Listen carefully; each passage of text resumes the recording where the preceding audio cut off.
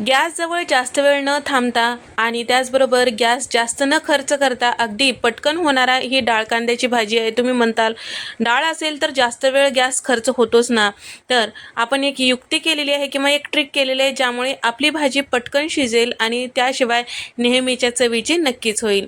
चला तर मग रेसिपीला सुरुवात करूया। तर इथे मी साधारण 1 किलोभर इतके बारीक असे कांदे घेतलेले तुम्ही बघू शकता। कांद्याचा इथे मी थोडंसं जास्त वापर केलेला आहे कारण या भाजीमध्ये थोडंसं कांदा जास्त असेल किंवा खाते वेळेस कांदे जास्त असतील तरच चवीला छान होतो। तर इथे मी भाजी जे केलेली आहे साधारण 8 ते 10 जणांना पुरेसं होईल।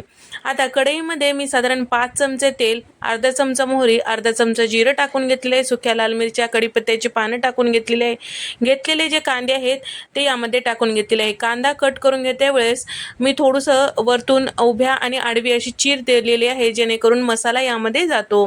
तर 1 मिनिट छान असं परतून घ्यायचं, हलकंसं रंग चेंज होईपर्यंत। कांदा परतेपर्यंत आता डाळ पाहूया। तुम्ही म्हणताल इथपर्यंत आम्ही सगळेजण करतो, तर याच्या पुढे आहे खरी ट्रिक। तर मी साधारण 1 तासभर अगोदर चना डाळ आणि तुरीची डाळ भिजत ठेवलेली होती। भिजवल्यामुळे पटकन आपली डाळ शिजते, हीच ते ट्रिक आहे। साधारण सगळ्यांना माहीतच असेल पण लक्षात ज्यांना नाही त्यांच्यासाठी खास। तर इथे दोन्ही डाळी मी भिजत ठेवलेलं होतं। 1 कप चना डाळ, अर्धा कप इतकं तुरीची डाळ घेतलेली होती आणि छोट्या लिंबाच्या आकाराचं चिंच मी भिजत ठेवलेलं होतं। तर आता या ठिकाणी यामधले एक्स्ट्राचं पाणी काढून ठेवायचं आहे। मी भिजवते वेळेस स्वच्छ 2 ते 3 पाण्याने धुवून मग त्यावर पाणी टाकून घेतलेलं होतं, त्यामुळे आपल्याला ते पाणीसुद्धा टाकून द्यायचं नाही, यामध्येच वापरायचं आहे। आता यामधलं एक्स्ट्राचं पाणी काढून टाकलेलं आहे आणि दोन्ही डाळी यामध्ये टाकून घेतलेलं आहे, तुरीची डाळ आणि चना डाळ, आणि थोडीशी कोथिंबीर टाकून सगळं मिक्स करून घेतलेलं आहे। आता लगेचच पाणी टाकायचं नाही, 1 मिनिट छान असं परतून घेतलेलं आहे। त्यानंतर चिंचेचा कोळ यामध्ये टाकून घेतलेला आहे आणि सोबतच डाळीवर जे पाणी होतं ते सुद्धा यामध्ये टाकून घेतलेलं आहे। तर साधारण 1 ग्लासभर इतकं डाळीवरचं पाणी होतं आणि एक्स्ट्राचं मी आणखीन अर्धा ग्लास पाणी टाकून घेतलेलं आहे। आता एकदाच पाणी टाकायचं आहे, पाण्याचा अंदाज आपल्याला सहसा समजतोच, नाही समजलं तरी तुम्हाला जर आणखीन वरतून टाकायचं असेल तर गरम पाणी टाकायचं म्हणजे पटकन भाजी शिजते। शिवाय 1 चमचा हळद, 1 चमचा धने पावडर, 1 चमचा आणि लाल मिरची पावडर, चवीपुरतं मीठ आणि 2 चमचे इथे मी गुळाचा वापर केलेला आहे। तर चिंच वापरल्यामुळे गुळाचा वापर करणं गरजेचं आहे, म्हणजे आंबट, गोड, तिखट स्वरूपाची ही भाजी तयार होते।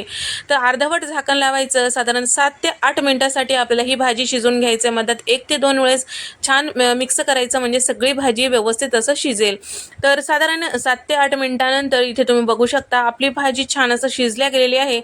तर या ठिकाणी रस्सासुद्धा परफेक्ट झालेला आहे, अगदीच पाणी नको, कारण डाळ एकीकडे पाणी एकीकडे असा होऊन जातो, त्यासाठी जास्त पाणीचा वापर करायचा नाही। तर पाणी सुद्धा व्यवस्थित आहे, म्हणजेच रस्सा व्यवस्थित आहे आणि सोबतच आपल्या डाळी सुद्धा छान शिजल्या गेलेल्या आहे। मस्त अशी आपली भाजी तयार झालेली आहे। चेक करूया, तर इथे तुम्ही बघू शकता आपली डाळी छान असं शिजल्या गेलेलं आहे। तर अशा पद्धतीची भाजी एकदा नक्की करून पहा। डाळ भिजवल्यामुळे पटकन भाजी होते आणि शिवाय झाकून ठेवल्यामुळे सुद्धा आपली भाजी पटकन वाफल्या जाते। या दोन्ही ट्रिक केला तरी सुद्धा तुम्ही कुठलीही डाळ वापरली तर पटकन भाजी होते। तुम्हाला सुद्धा गॅसजवळ जास्त वेळ न थांबता आणि गॅस जास्त खर्च न करता पटकन भाज्या किंवा सगळे पदार्थ व्हावंसं वाटत असेल तर व्हिडिओला लाईक करा आणि अशाच रेसिपीसाठी चॅनलला सबस्क्राईब करा। नंतरच्या रेसिपीमध्ये भेट देऊया, तोपर्यंत नमस्कार, बाय।